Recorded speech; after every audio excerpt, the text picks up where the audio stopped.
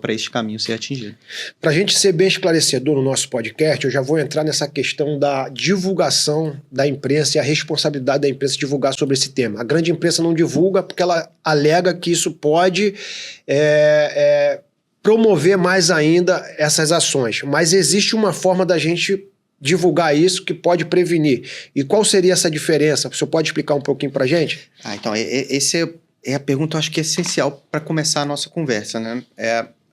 Não sei se todos aí que estão nos assistindo sabem, mas existem 3 efeitos que estão relacionados a tudo que envolve o comportamento suicida. 2 são muito comuns. Existe um terceiro que pouquíssimas pessoas sabem, isso é uma grande novidade. Então, eu vou tentar destrinchar. Começar pelo primeiro, chamado de efeito Werther. Esse efeito, ele faz referência a uma influência negativa da mídia a partir do momento que eu noticio um suicídio. É como se eu pudesse aumentar os casos de suicídio por um suicídio por imitação, vamos dizer assim. E esse nome, ao invés de prevenir por uma prevenção pela informação, incentiva mais ainda a galera que vê esses casos. E aí tem um detalhe, por que desse nome Werther? É de um livro que chama A Paixão do Jovem Werther, de Goethe, e que o personagem principal, Werther, ele tinha pensamentos de dar fim à própria vida. No final do livro, ele acabava morrendo pelo suicídio. E na época em que ele foi lançado, já tem muito tempo atrás, outros jovens que compraram o livro acabaram também morrendo de uma forma semelhante ao dele. Então, durante muito tempo, a máxima era: não podemos falar sobre suicídio, porque isso vai aumentar os casos. E isso deu-se o nome de efeito Werther. Ao longo do tempo, foi percebendo-se que o suicídio, os índices continuam crescendo e que é um problema de saúde pública que deve ser abordado com responsabilidade. Sim. Percebeu-se que, com o tempo, dependendo da maneira como se noticia, como se fala, como se aborda esse tema, eu também posso estimular pessoas que estejam sofrendo a não necessariamente cometerem o suicídio, mas a procurarem por ajuda.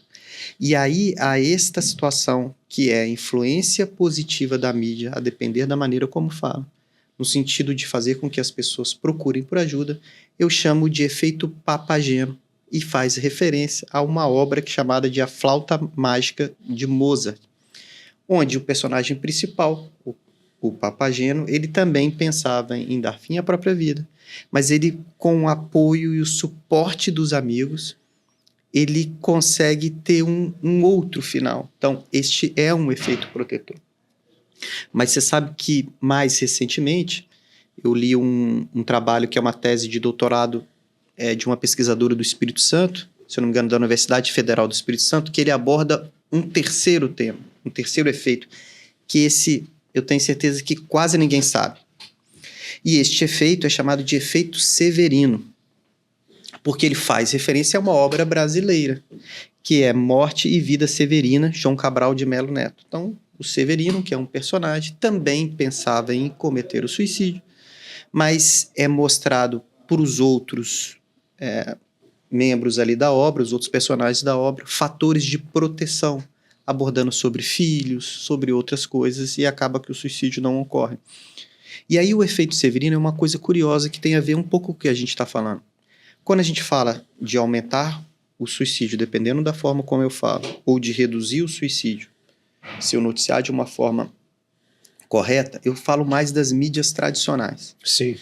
Porque quando a gente traz para as mídias sociais, por mais que se monte um vídeo ou todas as informações corretas de como tem que se noticiar, se embaixo aparecer um comentário ruim, ou um comentário que possa denegrir tudo que foi construído naquele vídeo, eu posso ter tanto uma situação de procura por ajuda, quanto uma questão de incentivo. Então, nas mídias sociais, a situação é um pouco complexa, porque eu posso ter os dois caminhos, e aí esses autores sugeriram o nome de efeito Severino. Então, são os 3 efeitos.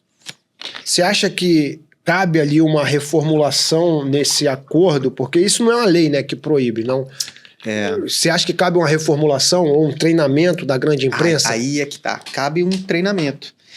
E se a gente parar para pensar, isso já existe, né? Existem diretrizes e protocolos. Eu vou citar a própria Associação Brasileira de Psiquiatria, ela tem anualmente um prêmio que é feito para melhor reportagem que aborda o tema de forma responsável, baseado em diretrizes. Eu vou citar algumas coisas muito básicas, assim.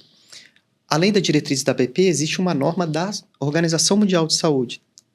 E aí a gente percebe, se existem normas da OMS, Organização Mundial de Saúde, e da própria Associação Brasileira de Psiquiatria, é porque a gente tem que treinar as pessoas como abordar o assunto.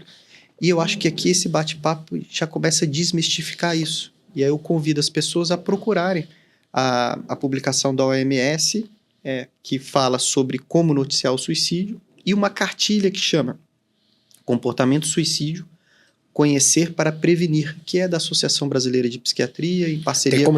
Tem link aí que a gente possa botar na descrição do vídeo? Vamos então botar. A gente vai deixar na descrição do vídeo o link aí dessa cartilha. Mas de forma básica, quando a gente noticiar, evitar sensacionalismo. Sim. Evitar detalhes de método ou imagens do falecido. Tratar o suicídio como um problema de saúde pública, que e não questão policial. E abordar um tema com empatia, responsabilidade, destacando os fatores de risco que ali tinham e os caminhos por cuidado e como procurar por ajuda. Isso tem que estar sempre bem informado ali.